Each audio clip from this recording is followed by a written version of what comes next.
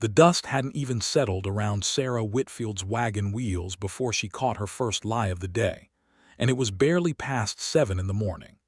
She had pulled her wagon to a stop at the edge of Caldwell Creek Settlement, a scatter of sun-bleached buildings and weathered fences pressed against the Kansas plains like something the land itself had tried to push away, but hadn't quite managed.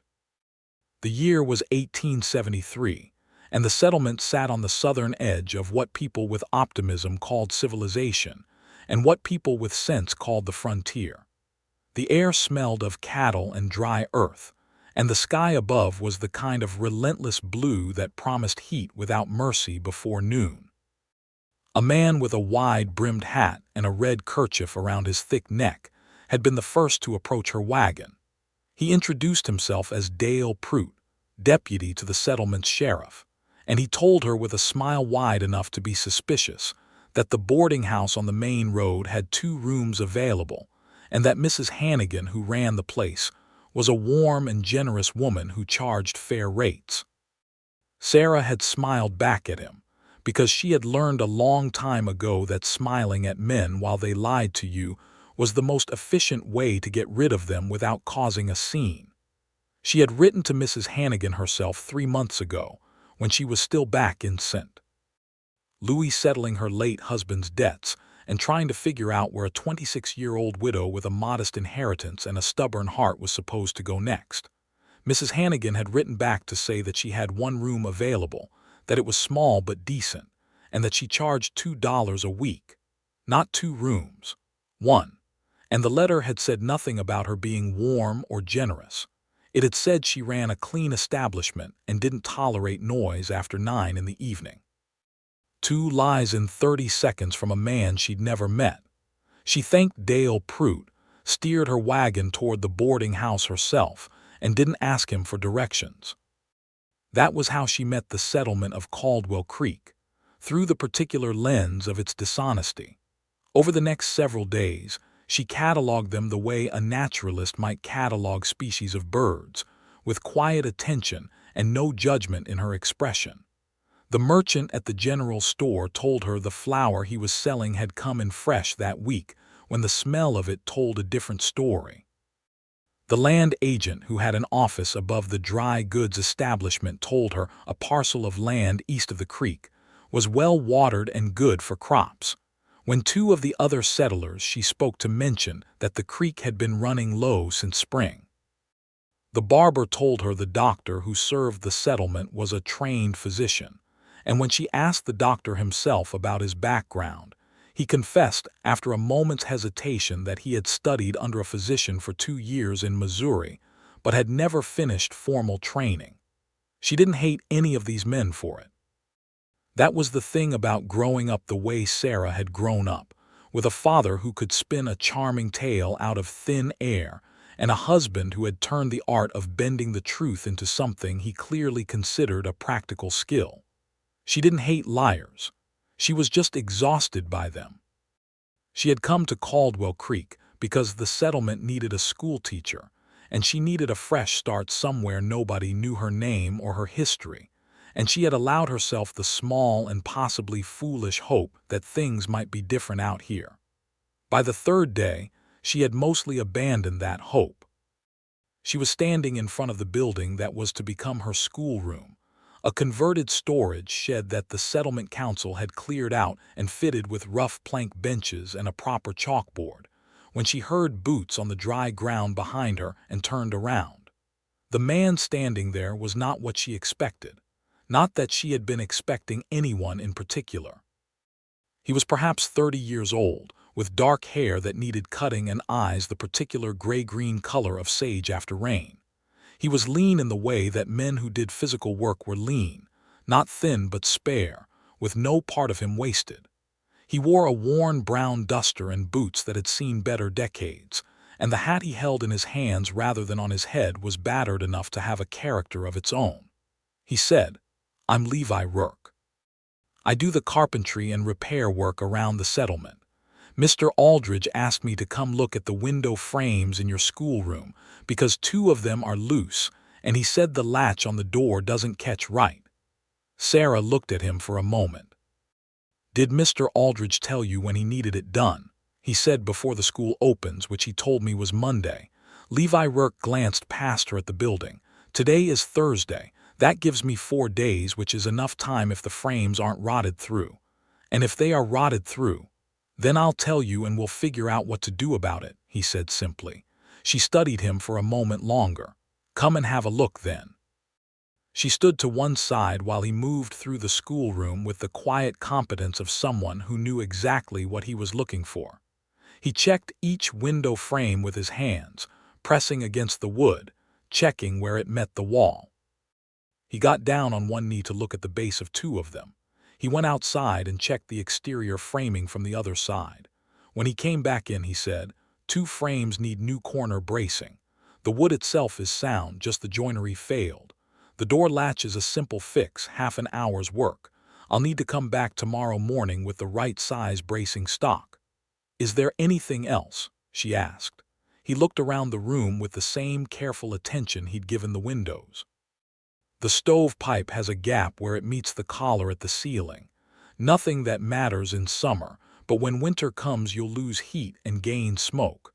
I can fix that at the same time if you want." "Yes," she said, "please." He nodded, put his hat back on, and turned to leave. Then he stopped and turned back. "Are you finding everything you need in the settlement, this being your first week?" Sarah looked at him. It was a straightforward enough question, the kind of thing people asked to be polite. But there was something in the directness of how he asked it that made her answer honestly rather than just saying, "Fine, thank you." "I'm finding my way," she said. "The room at Mrs. Hannigan's is adequate. The general store has most of what I need. People have been," she paused, searching for the right word, "helpful." He offered, but the way he said it carried the faintest suggestion that he understood exactly what kind of helpful she meant. "Informative," she said carefully. Something shifted in his expression, not quite a smile, but the precursor to one. "I've lived here 3 years," he said.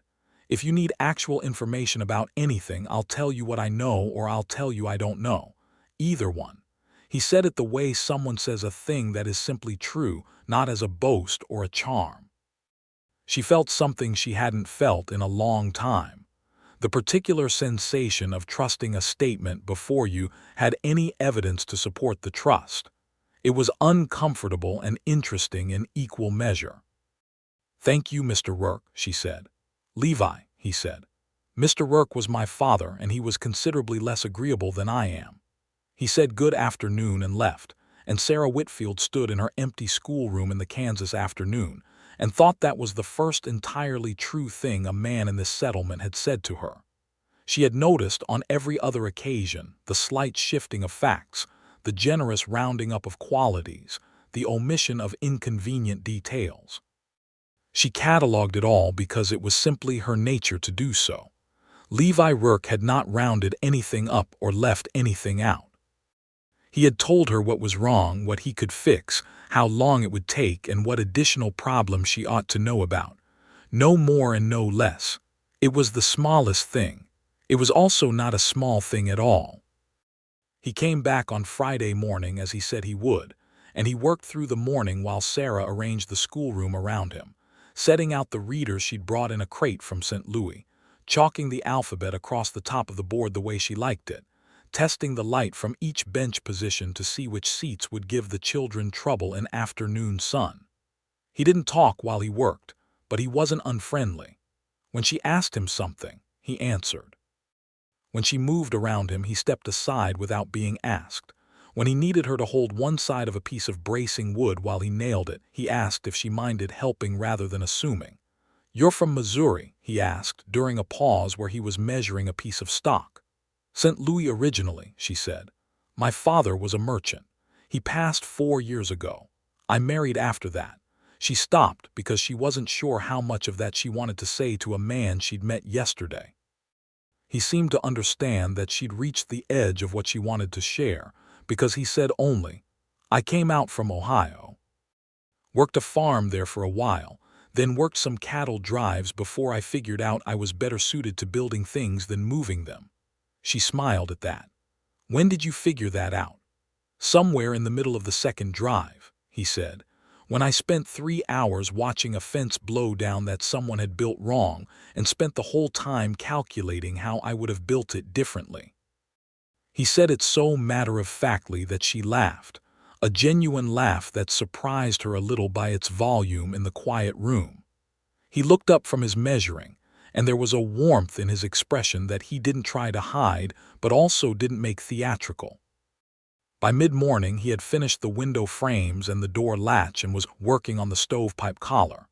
He had to stand on a stool to reach it, and Sarah found herself looking up at him as he worked, at the careful way his hands moved, at the particular quality of attention he gave to whatever he was doing. "Has the settlement council told you anything about the children you'll be teaching?" he asked, his voice muffled slightly by his position near the ceiling. "They told me there are 14 children of school age in and around the settlement," she said. "They told me most of the families are farming families, a few cattle. They told me the children have had some schooling." "Some is generous," Levi said, not unkindly. "There was a schoolteacher here 2 years ago, a man named Pruitt. He lasted 4 months before he decided Kansas didn't agree with him. Before that there was nothing. Most of the children know their letters, but reading is hit or miss. The arithmetic varies widely."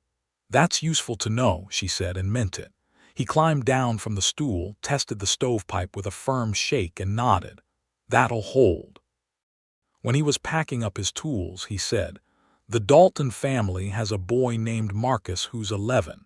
He's sharp as a tack, but he'll give you trouble if he decides he doesn't respect you. The Patterson girl, Clara, is 9 and she can already read better than her father. Don't let that embarrass anyone out loud." He paused, considering. "Billy Marsh is 8 and left-handed, and whoever taught him before made him feel bad about it. He'll hold his pencil in his right hand if you let him, and it'll look like he's managing, but his letters will be bad and he'll fall behind. Just let the boy use his left hand." Sarah was very still. "How do you know all of that?" Levi shrugged, but it was a considered shrug, not a dismissive one. "I've fixed things in most of their homes. People talk while you're working, and I pay attention." He picked up his tool bag. "Good luck with the school, Miss Whitfield."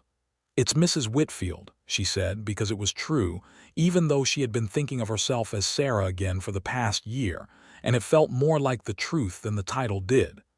"Mrs. Whitfield," he corrected himself without any awkwardness. He touched the brim of his hat and left. She stood in the schoolroom for a moment after the door closed and felt, with unusual clarity, the difference between a person who told you what you wanted to hear and a person who told you what was useful. School started on Monday, and it went almost exactly as Levi had predicted. Marcus Dalton sat in the back row with his arms folded and his eyes sharp and watchful, testing her with the quality of his silence. Clara Patterson finished the reading passage before any of the other children were halfway through and looked at Sarah with large, solemn eyes, waiting. Billy Marsh immediately reached for his pencil with his right hand, a trained reflex, and Sarah said casually, "Billy, would you try the other hand? I have a feeling you might find it more comfortable," and watched the boy's whole body ease with relief. By the end of the first week of school, she had 14 children in various states of willingness, and Marcus Dalton had decided she was worth listening to after she answered a question about long multiplication in a way that made him think harder than he'd expected.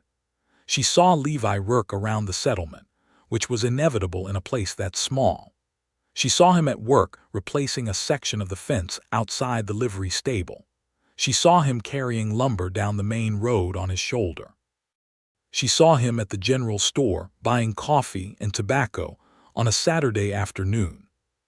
He always acknowledged her with a nod or a word, never with the elaborate courtesy that some of the men in the settlement performed around her, the kind of courtesy that felt like something being sold.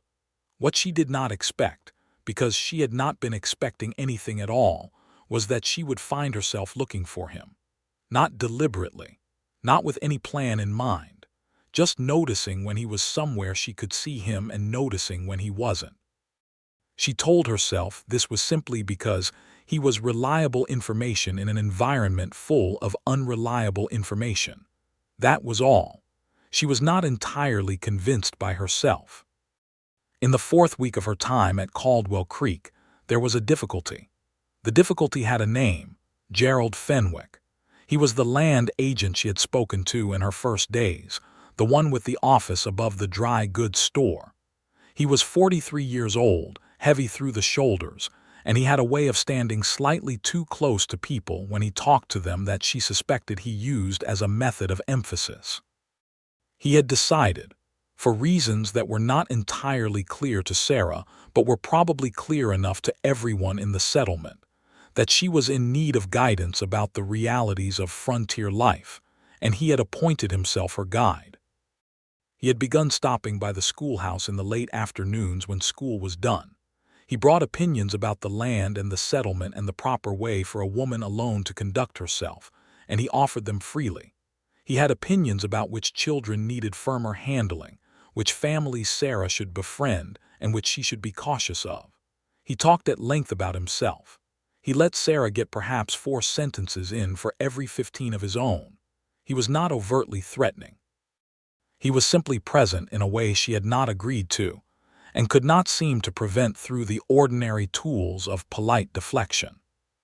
She mentioned it to no one because she did not yet know who in this settlement was truly trustworthy, and who would take her concern back to Fenwick, or reshape it into gossip about a woman who didn't appreciate the hospitality of her neighbors.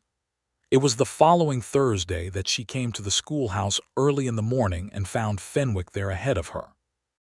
He was standing on the front step as if he owned it, which, she supposed, given his role as the settlement's land agent, he possibly felt he had some claim to. He told her he had come to check on how she was managing, and when she opened the door to go in, he followed her inside without being invited. "Mr. Fenwick," she said, setting down the books she was carrying on her desk with deliberate calm, "I have preparations to make before the children arrive." Of course," he said, not moving. "I just wanted to be sure you're comfortable here. A woman on her own needs people looking out for her." "I'm quite capable of looking out for myself," she said. "No doubt," he said, with a smile that suggested he doubted it considerably. "But Caldwell Creek is a particular kind of place. The winters here are severe. The isolation can be hard on a person. I've seen people arrive thinking they'll manage and then find it's more than they expected." He was moving as he talked, the way he always did, taking up space that wasn't his in small, incremental ways. He picked up one of the readers from her desk and looked at it.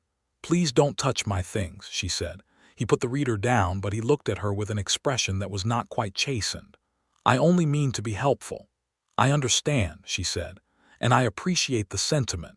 But I do need to prepare for the school day, and I'd like to do that alone. Please." He left, but not quickly, and there was something in the way he left that felt like a postponement rather than an end. That afternoon she was sweeping out the schoolroom when she heard boots on the step and tensed, but it was Levi Rourke's frame in the doorway, not Fenwick's. He had a length of board under one arm and a look of mild inquiry. "I'm replacing 2 boards on your front step," he said. "They've got some rot starting, shouldn't take long." "Fine," she said. She kept sweeping, but after a moment she stopped. "Levi." He looked up from where he was already crouching at the base of the step. "What do you know about Gerald Fenwick?" she asked. He was quiet for a moment, which she had come to recognize as his way of considering what was true rather than what was convenient. "He's been in the settlement about 4 years. He has an arrangement with the county about land recording that gives him considerable influence over who gets what parcel. He's got money compared to most people here. He's been married twice. Both wives left." He paused. "Neither one left for reasons anyone ever got a clear answer on." She absorbed that. "He's been coming to the schoolhouse," she said. Levi looked at her steadily. "He hasn't done anything except be persistent and unwelcome," she said carefully. "But I find myself not wanting him around my schoolroom or my students." "That's a reasonable thing to not want," Levi said. "I don't know who to mention it to in this settlement without it becoming something it isn't yet," she said. Levi was quiet again. Then he said, "Would it help if I had some repair work that needed doing in or near the schoolhouse most evenings for a while?" She looked at him. "Is there repair work that needs doing?" "There's always something," he said. She considered. "That's not nothing," she said quietly. "No," he agreed. "It isn't." She felt the particular warmth of being heard without having to explain herself twice, without having to justify or minimize or inflate. She had simply told him a true thing, and he had responded to it as if it were worth responding to. "Yes," she said. That would help. Levi was good to his word, which she was coming to understand was simply the kind of man he was. For the following 2 weeks, there was always something for him to be doing near the schoolhouse in the late afternoons and early evenings. He replaced the front step boards. He fixed a sagging section of the small fence around the yard the children used for their midday break. He built a simple shelf inside for the books, better than the crate she'd been using. He worked without calling attention to himself, and without ever making her feel that she owed him anything for the presents. Fenwick came twice more in those 2 weeks. Both times, Levi was nearby. Both times, Fenwick's visit was noticeably shorter. On a Wednesday evening when the sunset was painting the Kansas sky in shades of copper and rose, and Levi was fitting the last of the shelf boards while Sarah was grading the children's reading work at her desk, she said without looking up, "He hasn't come in 4 days. "No," Levi said. "Do you think he'll stop?" "I think he'll try once more when he thinks the coast is clear," Levi said. "And then I think he'll redirect his attention. Men like Fenwick don't like to work harder than they have to." She looked up from her work. The evening light was warm in the room and it caught the angles of his face, the seriousness in it, the quietness.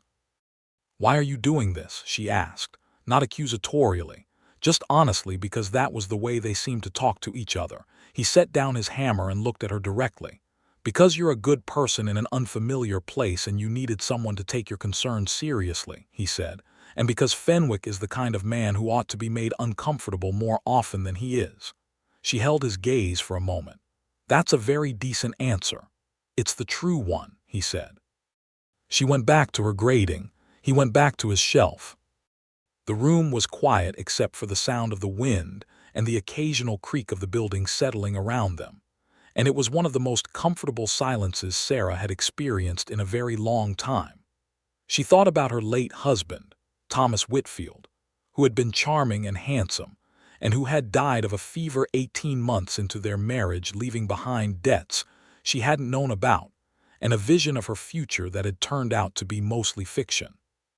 She thought about her father, who had been a wonderful storyteller, and who had told stories about himself most of all, until the stories became the man and there wasn't much else left. She had loved both of them.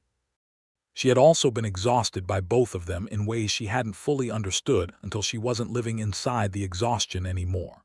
And here was this man building her a shelf, and not wanting anything for it except the satisfaction of having done something useful. She thought that was possibly the most attractive thing she had encountered in her 26 years. She did not say so. It was too soon for that, and she was a woman who understood the value of being certain before she spoke. The harvest season came to Caldwell Creek with a change in the color of the light, and a change in the schedule of nearly everyone in the settlement. As families who had been scraping by through the summer held their breath over their fields and their livestock, and waited to see if the year would be kind to them. School attendance dropped on the days when children were needed at home for the harvest work, and Sarah adjusted her schedule to accommodate it, which the settlement council had made clear they expected her to do without complaint. She did it without complaint. She spent the extra afternoon hours getting better acquainted with the settlement, taking walks along the creek in the golden autumn air, visiting with Mrs. Hannigan, who turned out to be exactly as Mrs. Hannigan had presented herself in her letter, which Sarah found deeply refreshing. She also, on these afternoon walks, increasingly found herself in the company of Levi Rourke. Not by design, at first. Caldwell Creek was small, and their paths crossed in the way that any two people's paths cross in a small place. But after the third coincidental meeting, she noticed that she had taken to walking in the direction of wherever she had last seen him working, and that this was not entirely accidental. He was working on a new barn for the Dalton family, Marcus Dalton's family, on a piece of land half a mile outside the settlement proper. He had been at it for 2 weeks with the help of 2 of the Dalton boys and some of the neighboring men on the days they could spare. Sarah walked out one afternoon and watched from a respectful distance while they raised a wall section, the timber frame going up against the sky with a precision that made her think of the way Levi talked. Nothing extra, nothing wasted.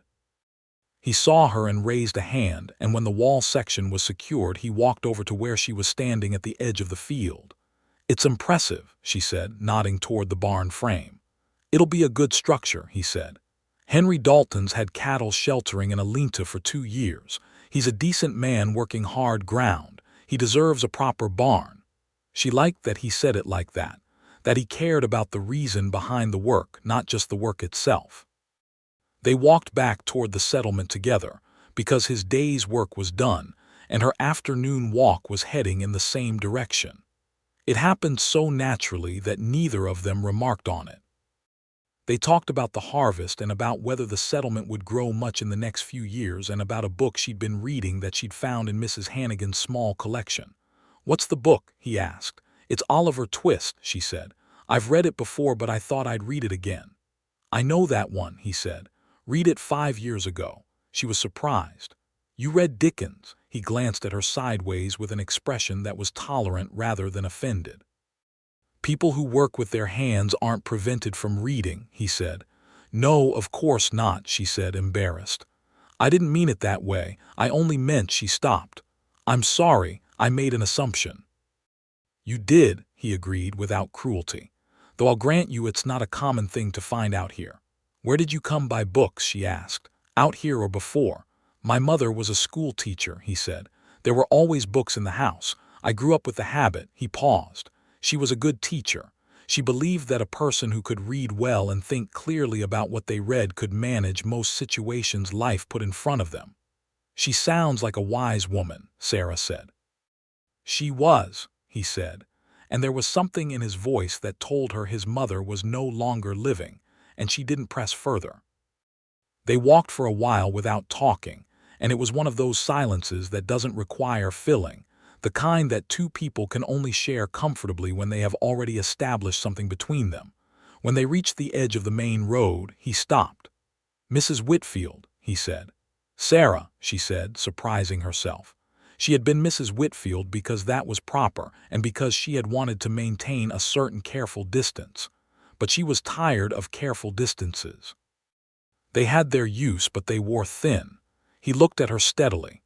The afternoon sun was behind him, and the light made the edges of everything warm and slow. "Sarah," he said, as if he was trying out how it sat with him, and apparently it sat fine because he nodded once. "Would you want to have supper with me sometime? Not at the settlement, somewhere we won't have an audience. I could cook something at my place." He said it the way he said most things, directly and without theater, but there was a careful watchfulness in his expression that told her he was paying close attention to her answer. "Your place?" she asked. "I built a cabin about a 1/4 mile east of the settlement," he said. "I've got a proper stove and a decent table. It's nothing fancy, but it's better than the dining room at the boarding house where every conversation you have is shared with whoever happens to be on the other side of the partition."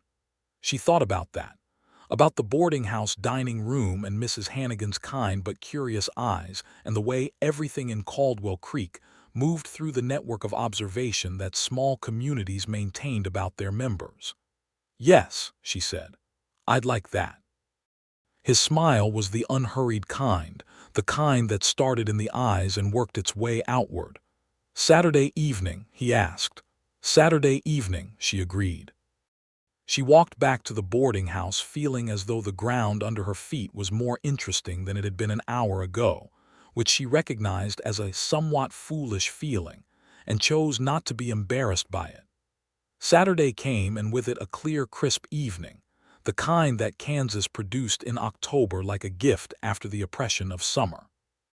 She put on her dark green dress, which was the best dress she'd brought with her that wasn't her black morning dress, and she walked the 1/4 mile east with a pie.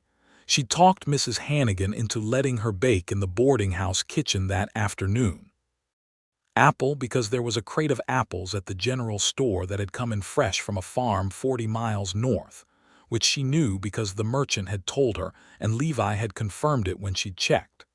Levi's cabin was small and well-built, and exactly what you would expect of a man who understood construction.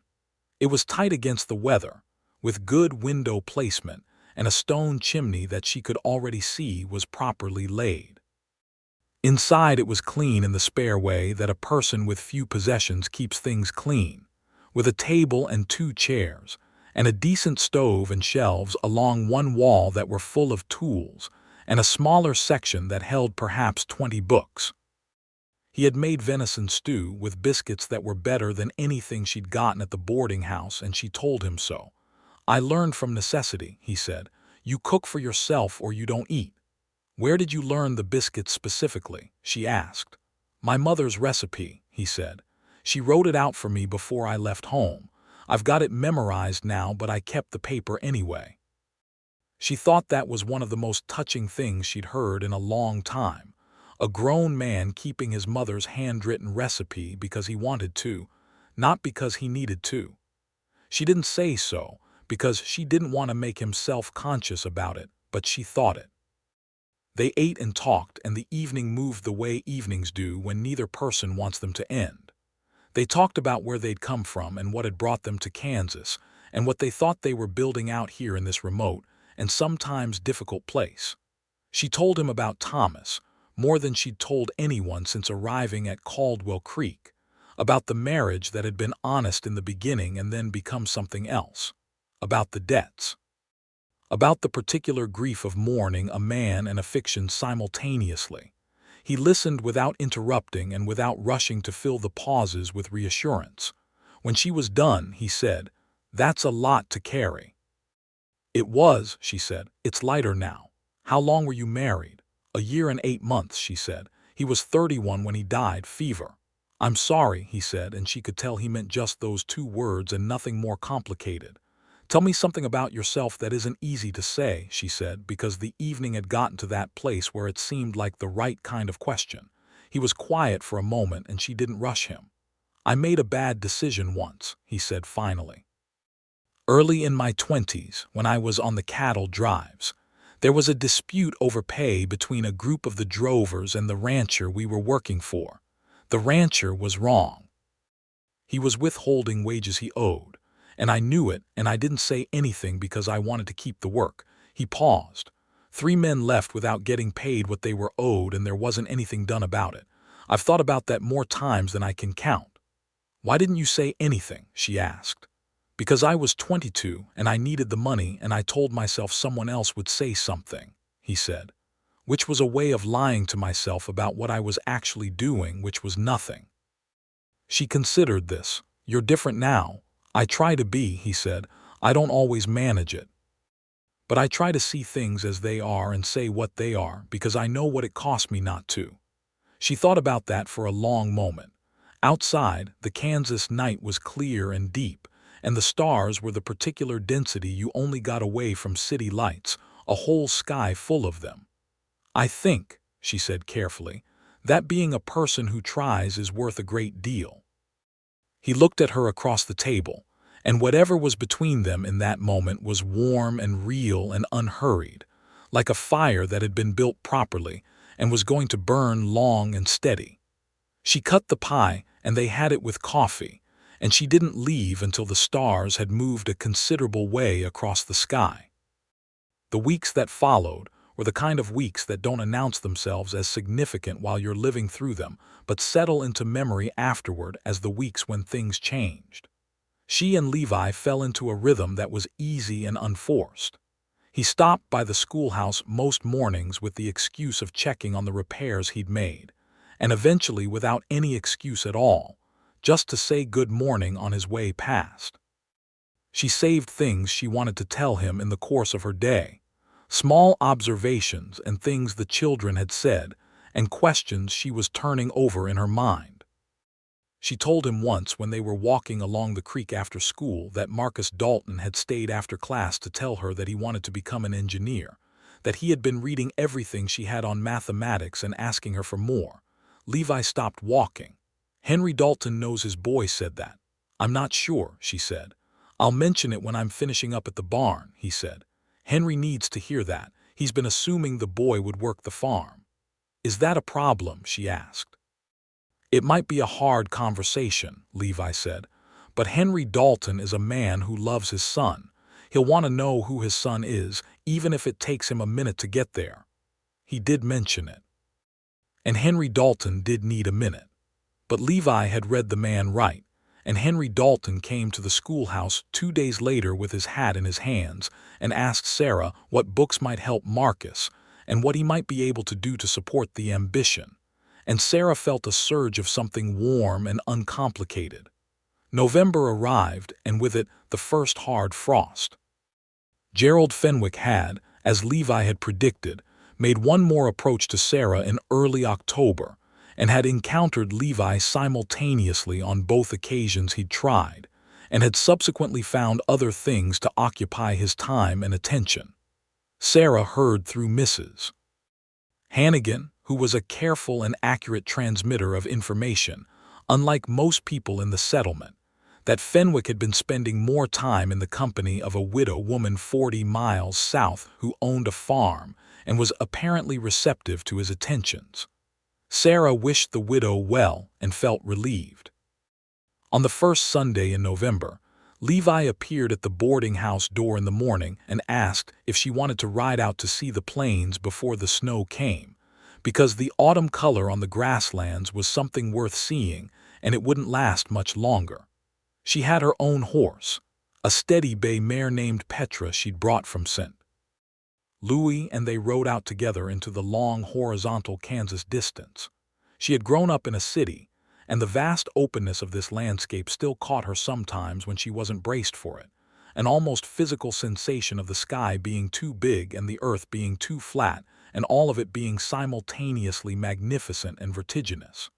She said so, and Levi said, "The first year, it felt like something was missing, like the geography had been cut down and the pieces lost. Then I realized it wasn't missing, it was just different. There's more here, not less, just spread out differently."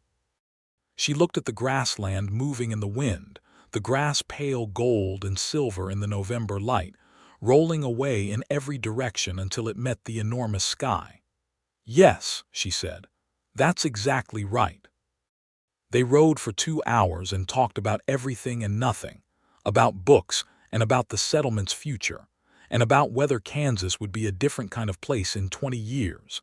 And at some point in the middle of a conversation about whether the transcontinental telegraph was going to change the way people thought about distance, Levi reached across the space between their horses and took her hand. It was simple and unhurried, the way he did most things. He just reached over and held her hand, and she held it back, and they rode like that for a while in the cold November air with the grassland spreading out around them. She felt something settle in her chest, something that had been uncertain and provisional for weeks, something that chose in that moment to be certain. When they turned back toward the settlement, he said, "I want to tell you something." "Then tell me," she said. "I've been thinking about this for a while," he said, with the carefulness of a man who doesn't want to get something important wrong. "And I've been trying to make sure I'm thinking about it clearly and not just thinking what I want to think." He paused. "I care about you, not in a general neighborly way, in a specific way that I haven't felt before." She looked at him.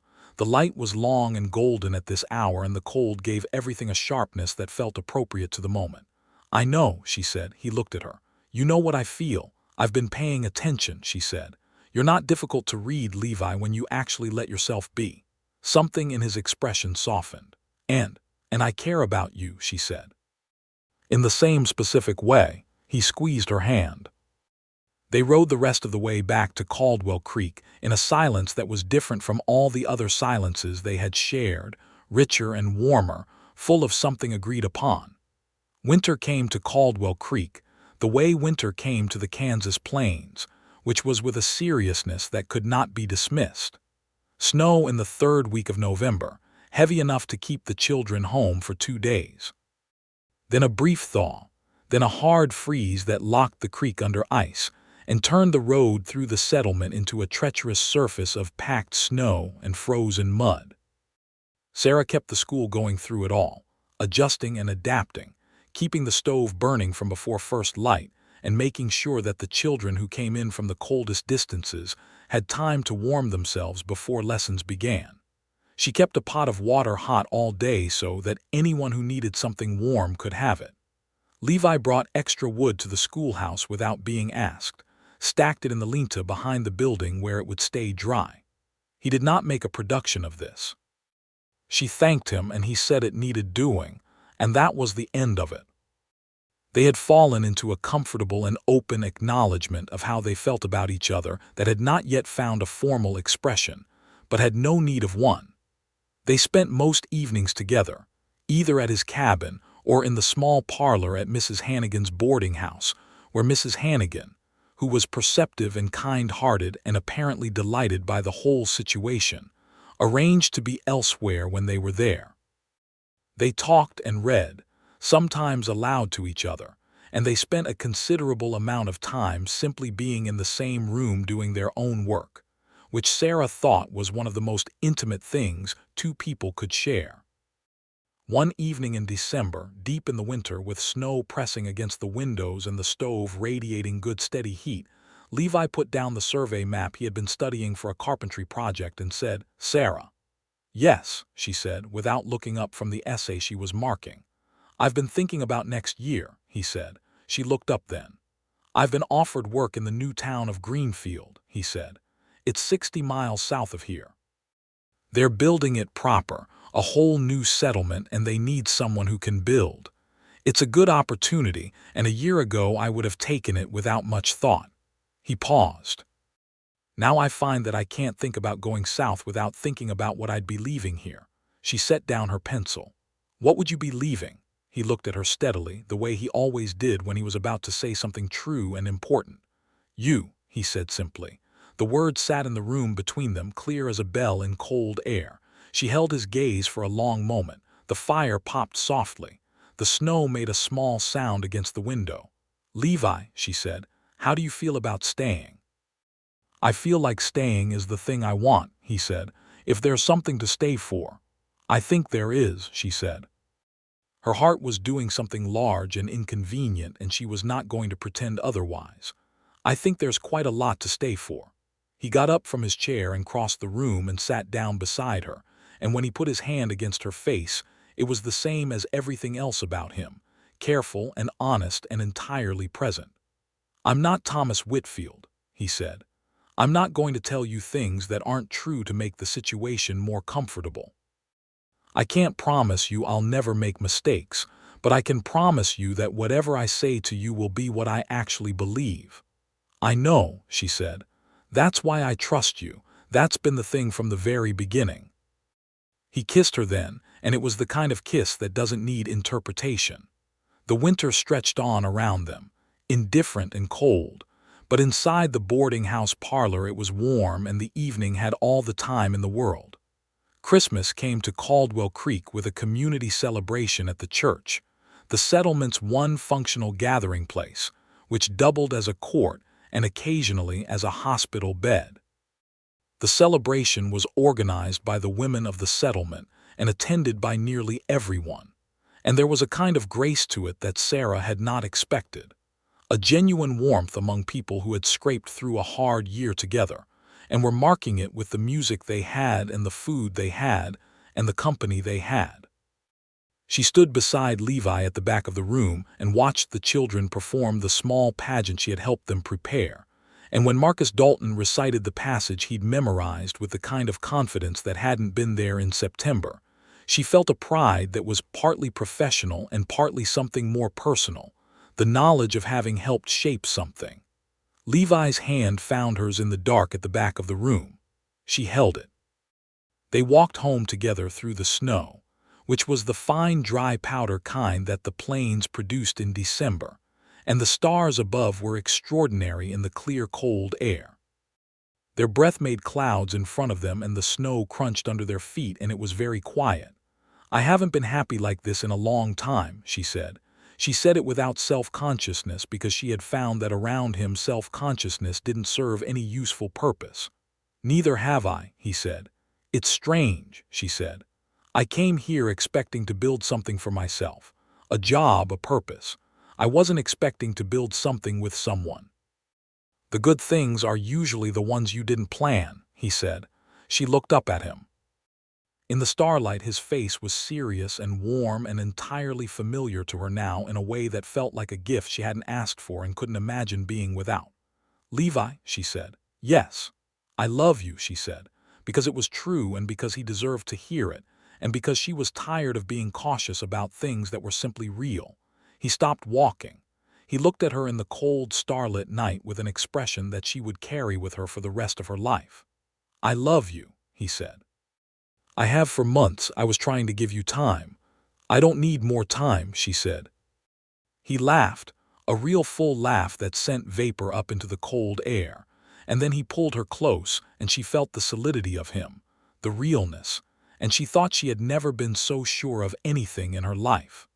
They were married in March, when the first real warmth was coming back into the Kansas air, and the prairie was beginning its annual improbable resurrection. The wedding was at the church, performed by Reverend Polk, who was the settlement's minister and who had, in Sarah's estimation, the fewest pretensions of any of the men in Caldwell Creek, which she considered qualification enough. She wore her green dress again, with new ribbons she'd ordered from the catalog, and she carried wildflowers that were among the first to come up along the creek bank, small and persistent and unexpectedly vivid against the pale early spring ground. Mrs. Hannigan cried and didn't apologize for it. Henry Dalton shook Levi's hand with both of his, which was the most effusive gesture Sarah had seen from him. Marcus Dalton stood in the back of the church with his arms folded the way he always did when he was trying to look unimpressed, and when she caught his eye, he gave her a small private nod that said he approved, which she found she valued considerably. Dale Prout, the deputy who had lied to her on the very first morning, attended and congratulated them both with such genuine warmth that she revised her opinion of him slightly. He was the kind of man who defaulted to what he thought people wanted to hear, which was a fault she understood better now after months of studying the texture of honesty and dishonesty in this small community. It wasn't malice in most cases. It was habit, and the habit could sometimes be interrupted. She moved her things from the boarding house to Levi's cabin, which he had already expanded in preparation, adding a second room and a proper covered porch that faced east to catch the morning light. She had helped plan the expansion, and he had built it exactly as they had discussed, which she appreciated not because it was a romantic gesture, but because it was evidence of something more lasting than romance, which was the habit of actually listening. She kept the school. No one suggested she shouldn't, and she would have had considerable things to say if they had. The school year continued through spring and into summer, and she began planning what she would teach the following year, because she had already told the settlement council she was staying, and she had already told herself she was building something permanent here. The summer of 1874 was a good one for Caldwell Creek. The crops were better than the previous year. 2 new families arrived and settled on land east of the creek. A trading post opened at the northern edge of the settlement, which meant the general store faced competition and adjusted its prices accordingly, which improved the quality of goods available to everyone. Levi took on an apprentice, a 16-year-old boy named Sam Greer, who had a good eye and willing hands, and who looked at Levi with the particular admiration that young men give to the kind of older man they want to become.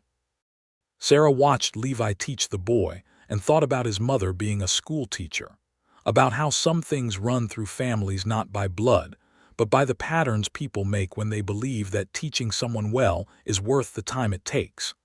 In the evenings, they sat on the east-facing porch and watched the light change and talked, or read, or sat in that particular companionable silence that she had come to think of as the sound of a good life.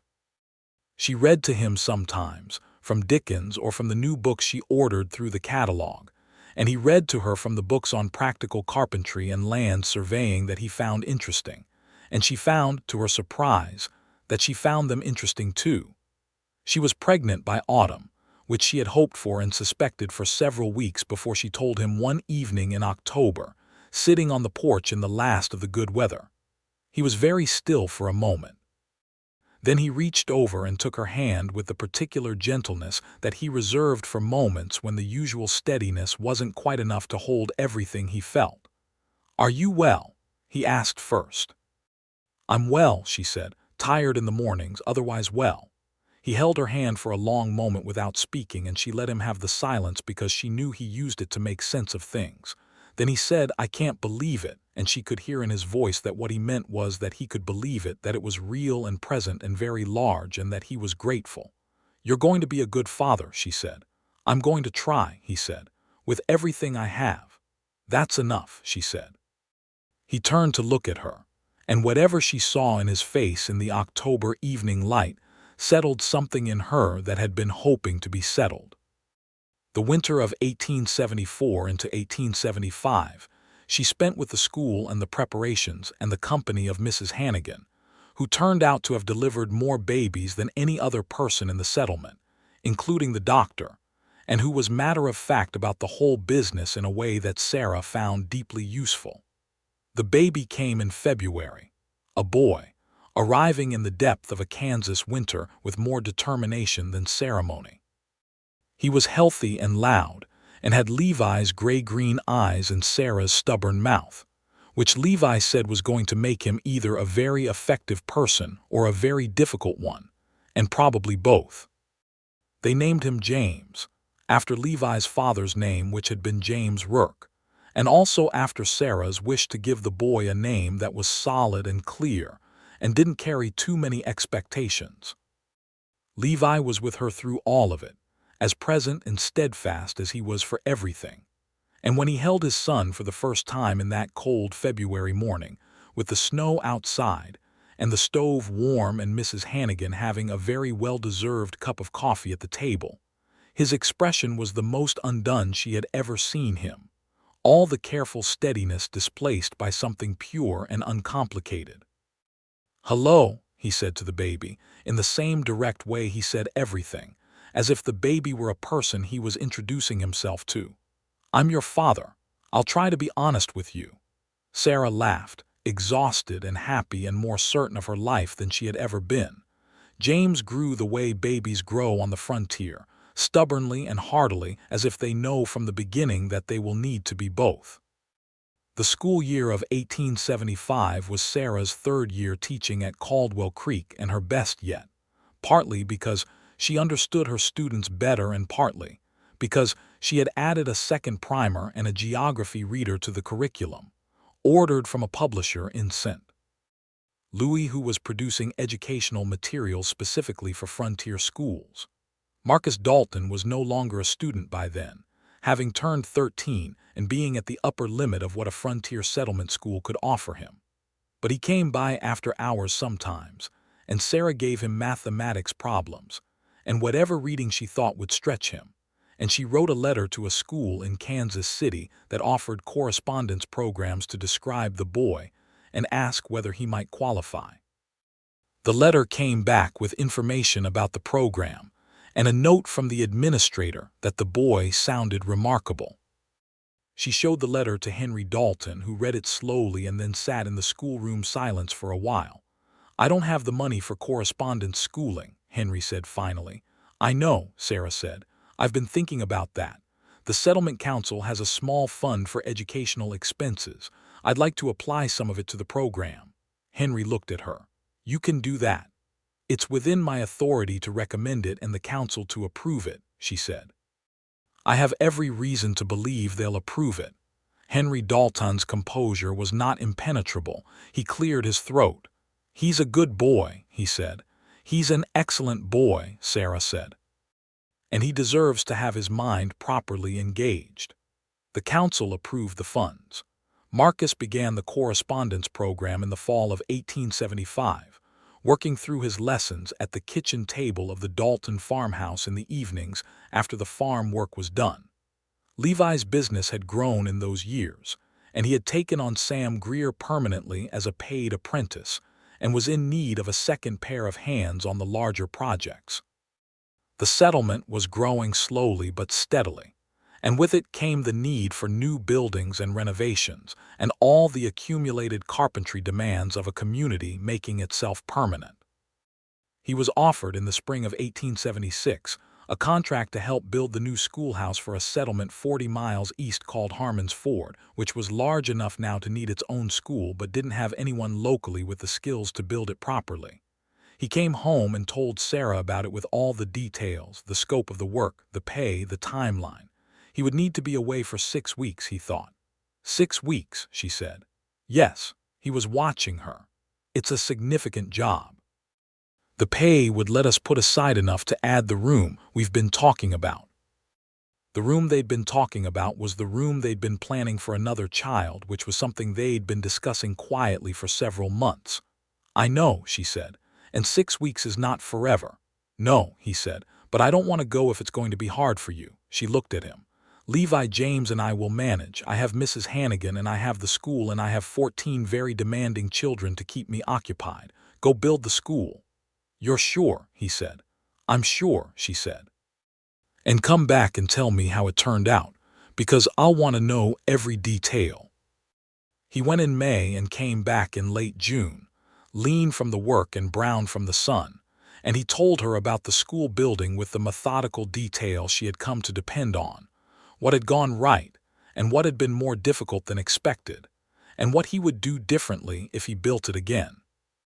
She listened to all of it, and it was one of her favorite evenings of the whole year, sitting on the porch in the warm June air with James asleep inside and Levi describing a building he had made with his hands 40 miles away while the prairie night settled around them. I missed you, he said when he'd finished. I know, she said. I missed you too. The cabin is too quiet without you in it. He pulled her close in the summer dark, and she rested her head against his shoulder and thought about the woman she'd been 3 years ago, driving into this settlement with her careful watchfulness and her catalogued lies, looking at this flat and uncompromising landscape, and not knowing what she was going to find here. She had found the truest thing she'd ever known. She had found it on the very first day, in a man who told her exactly what was wrong with her windows, and didn't round up or leave out and asked if she minded helping before he assumed she would. She had found it in the quality of attention he paid to everything that mattered, including her, especially her. The letter she sent to her friend in St. Louis that summer, a woman named Catherine who had been her closest confidant since girlhood, said, I have found something out here that I did not expect to find, which is a person whose honesty is not a trait or a habit but a value.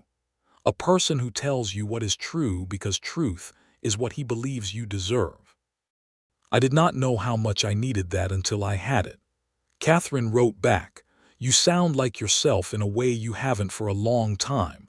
I am very happy for you. The second child came in the spring of 1877, another boy, whom they named Daniel, because Sarah had wanted a name from the Bible that meant something sturdy, and Levi had agreed that Daniel was the right choice for a boy who might have to spend considerable time in difficulties. Daniel was louder than James had been and possibly more determined, which had seemed impossible and turned out to be accurate. James, at 2 years old, was already following his father around the cabin and the workshop with a seriousness of purpose that made Levi laugh every time he looked at him. The settlement had changed in the years Sarah had been there. It had grown from a scattered handful of buildings to something that was starting to look like a genuine community. There was now a properly stocked general store and a blacksmith and a post office, which meant letters arrived with much better regularity than they had in the early days. There were more children than before, which meant Sarah's school was full. The council had finally approved the building of a proper schoolhouse, larger than the converted shed she'd been working in, and Levi had been commissioned to build it. He built it with the same care and honesty he brought to everything, A good solid building with proper windows and a real foundation, and a stove that he installed himself and guaranteed would heat the room without smoking. On the day the new schoolhouse opened, in September of 1877, he walked through it with her, and she ran her hands along the windowsills and stood in the center of the larger room and thought about the converted shed and the first day she'd stood in it, and a man had come to look at the window frames and told her the truth about what needed fixing. "It's good work," she said. "It's honest work," he said. She smiled at him across the bright, empty room. "Always," she said. Caldwell Creek had settled into something that would hold, she thought. Not because it was perfect. The settlement had its troubles and its injustices and its difficult seasons, the way all frontier places did. There were still men like Fenwick, though Fenwick himself had eventually moved south permanently. There were still the larger injustices of the territory, the way the land had been taken, and the way some people were treated as less than they were. Things she talked about with Levi in the evenings, and that he thought about seriously, and that they tried, in their small ways, to address in the community they were part of. She had talked to the settlement council about the children of the two families who had come from further south, families of Mexican descent who had settled north of the creek, and whose children had been slow to appear in her school, because someone had given the parents the impression that the school might not welcome them. She had gone to those families herself and told them directly. Every child in this settlement of school age was welcome in her school, and she was glad to have them. And she had told the council that the settlement was going to be what its people made it, and that she intended to make it something she was proud of. Levi had come with her on those visits, because it was the kind of thing that went better with both of them there, and because he felt exactly as she did about it, which she had known before she asked and confirmed when she saw how he spoke to the families, directly and without condescension, in the plain language of a man who thought you deserved honest treatment because you were a person. In the autumn of 1878, on a morning when the sky was that particular October blue and the grassland had gone gold again, Sarah sat on the porch of the cabin while Daniel slept inside and James played in the yard, building something in the dirt with sticks and concentrated purpose. She was grading papers. Levi was working in his workshop, which was the added structure he'd built on the east side of the cabin, and she could hear the comfortable sound of his work, the measured percussion of a man who knew what he was doing. She looked out at the plains and at James in the yard, and listened to the workshop sounds and the wind and the small sounds of the settlement a quarter-mile away, and she felt the wholeness of her life with a clarity that was not dramatic and not surprised, but simply present, the way the best things are. 5 years ago she had been in St. Louis settling debts and not knowing what came next. She had been a woman who had learned to smile at lies because that was the most efficient way to deal with them. She had arrived in this settlement braced for more of the same, adding to her catalog, trying to find the solid ground. And then there had been a man with a battered hat who told her 2 window frames needed new corner bracing, and the wood was sound but the joinery had failed, and who'd asked if she minded helping before he assumed she would, and who'd come back when he said he would and fixed everything he said he'd fix, and mentioned the stovepipe because she ought to know. She had noticed because she always noticed, and because something in her had recognized it before she even had a name for what she was recognizing. Honesty as a practice, as a choice made every time, as the thing a person was because they had decided to be it. Levi came out of the workshop and crossed the yard to where James was building his mysterious structure, and crouched down beside the boy to look at it seriously, which was exactly how he looked at all constructions. His son's stick-in dirt buildings and the barns of farmers and the schoolhouse he'd just completed. He said something to James that made the boy's face light up, and James showed him something about the structure with the pride of an engineer explaining a bridge. Sarah watched them and thought, here is the truest thing I know. She had found it in an unlikely place, in a settlement on the Kansas plains in the middle of the second half of the 19th century, far from the city she'd grown up in a life she had built out of what she had and what she'd found and what she had not been expecting. She had found it because she had paid attention, and because honesty, when you finally encounter it after years of cataloging the alternative, is unmistakable. It has a quality that is not loudness or performance or charm. It is simply the specific gravity of a true thing. She had noticed it on the very first day, and she had not been wrong about it, not once in 5 years, not in small things and not in large ones. Levi looked up from the dirt construction project and saw her watching. He smiled, the kind that started in his eyes and worked outward at its own unhurried pace. She smiled back, and it was not the careful smile she had practiced for men who lied to her. It was the other kind, the kind that didn't require any management at all.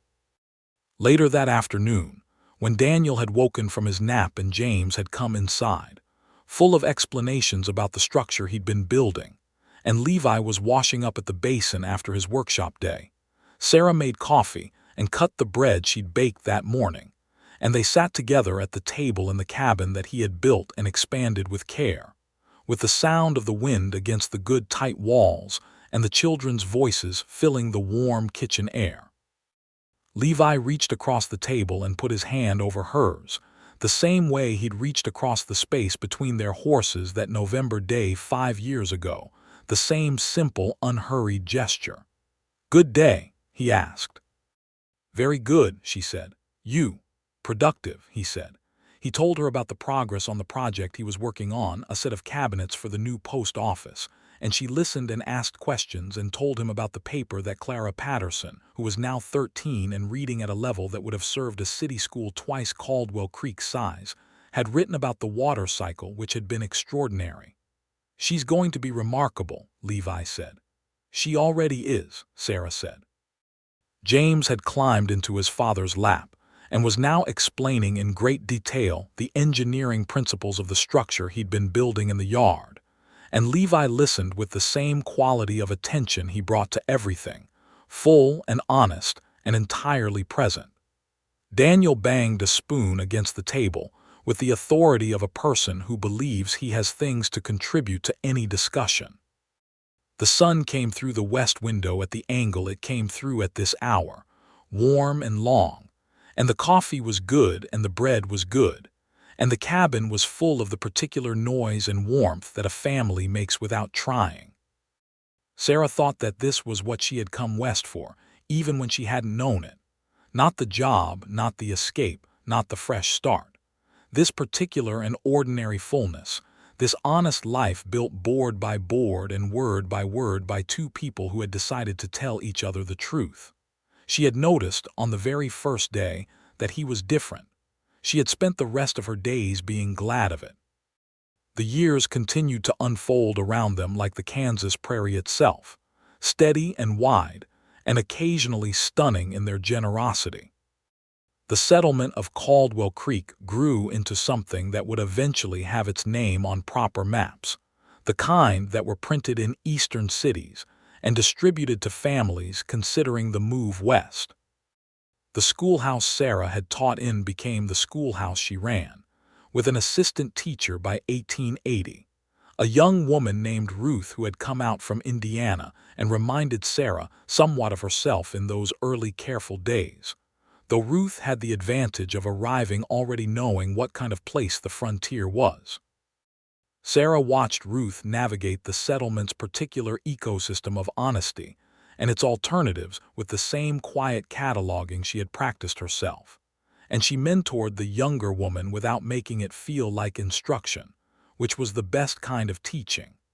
Marcus Dalton completed his correspondence program in 1879 and received a letter of commendation from the school in Kansas City.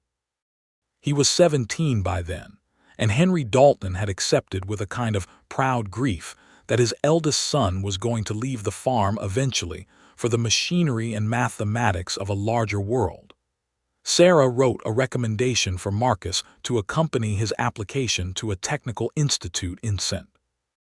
Louis, and Marcus Dalton left Caldwell Creek in 1880 with his father's blessing and Sarah's letter, and a particular look of terrified excitement that she recognized as the look of a person stepping into their actual life. She thought of herself, arriving in Caldwell Creek with that same look, without knowing it.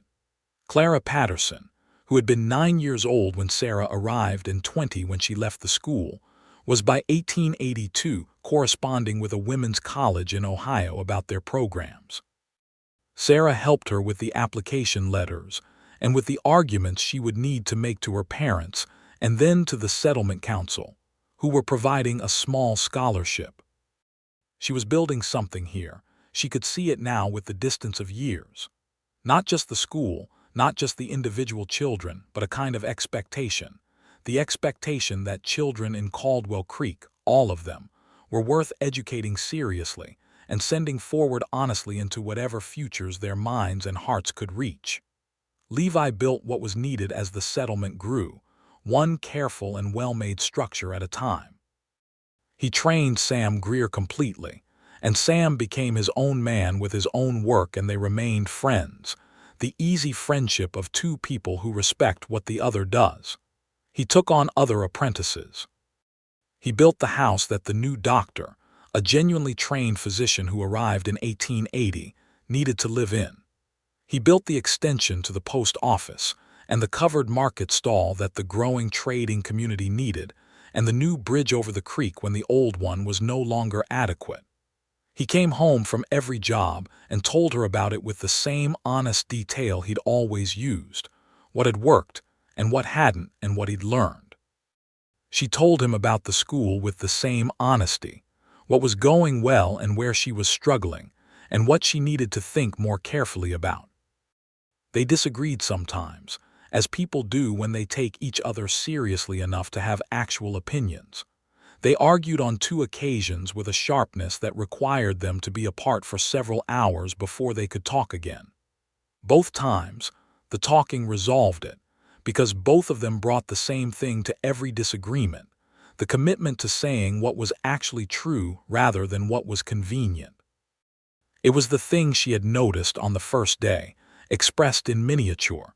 This was a person who would tell you what was wrong rather than pretend it wasn't, including when what was wrong was something between the two of them. James turned 7 in 1880 and started in his mother's school, which was a situation of some delicacy, handled by both of them with careful fairness, James receiving neither more nor less attention than any other student and Sarah being strict about keeping her 2 roles distinct. James was a serious student who approached reading as if it were a construction project, each word placed carefully into its proper position. He had his father's patience and his mother's precision, and he applied both to everything. He was not the most imaginative child in the class, but he was among the most thorough, and Sarah loved this about him even while she recognized it was not the quality the world most often celebrated. Daniel, 2 years behind his brother, was his opposite in style. He read the way he did most things, fast and with enormous confidence and slightly haphazardly. He was charming and funny and would tell you a very good story that was approximately 70% accurate. Sarah was not entirely sure where he had acquired this tendency, and chose not to examine the question too closely. Levi was patient with both of them in the ways that they each needed, which required him to be different with each one without appearing to apply different standards. It was nuanced parenting, and he worked at it the same way he worked at everything, paying attention and adjusting and being honest about what he didn't know. In 1883, the 10th anniversary of Sarah's arrival at Caldwell Creek, she and Levi sat on the east-facing porch on a September evening while the boys were inside arguing good-naturedly about something, and the prairie spread out before them in the last of the golden hour light. 10 years, she said. 10 years, he agreed. Do you ever think about what you would have done differently? She asked. He was quiet for a moment, as he always was when he was being honest. I think I would have told you sooner how I felt, he said. I was being careful with your time and your comfort, which was right, but I could have said it earlier without it being a burden. She looked at him. When would you have said it? That afternoon on the grasslands when the autumn color was on, he said. When I took your hand. "You didn't say it then," she said. "No," he agreed. "I held your hand and thought it." "I knew," she said. "You did," he said without surprise. "What else would you have done differently?" she asked. He thought about it genuinely. "I would have been less afraid," he said, "of being needed. I'd lived alone a long time and I'd arranged myself around that. When you came along, I kept one foot outside for too long." She leaned against his shoulder. "And now, both feet in," he said. "Both feet entirely in." She took his hand the same way she'd taken it on that November ride, the same hold, 10 years settled into the gesture. "Me too," she said.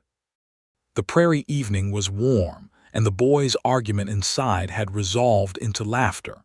The particular laughter of brothers who are each other's best company, even when they are each other's most frustrating audience. The stars were beginning to appear at the edge of the darkening sky, the way they always appeared out here, all at once and very bright. She had come to a settlement on the Kansas plains in 1873 looking for a place to start again, carrying a widow's careful watchfulness and a catalog of small dishonesties and a hope she had mostly abandoned by the third day. And on the first day, standing in a schoolroom that needed its window frames braced, she had encountered the thing she had not known she was looking for. A man who said, "Two frames need new corner bracing. The wood is sound. I'll come back tomorrow with the right materials." A man who mentioned the stovepipe because she ought to know. A man who asked if she minded helping before he assumed she would. It was the smallest thing. It was the whole thing. She had built her life here, and it was honest and warm and wide as the prairie, full of children whose minds she had helped open, and a man whose integrity was the architecture of everything they had built together, their home, their family, their years. The stars came out in full, and the boys quieted inside, and the wind moved through the September grass with its ancient, unhurried sound. And Sarah Whitfield, who was also Sarah Rourke, sat on the porch of her good life and held the hand of the truest person she had ever known. It was enough. It was more than enough. It was everything.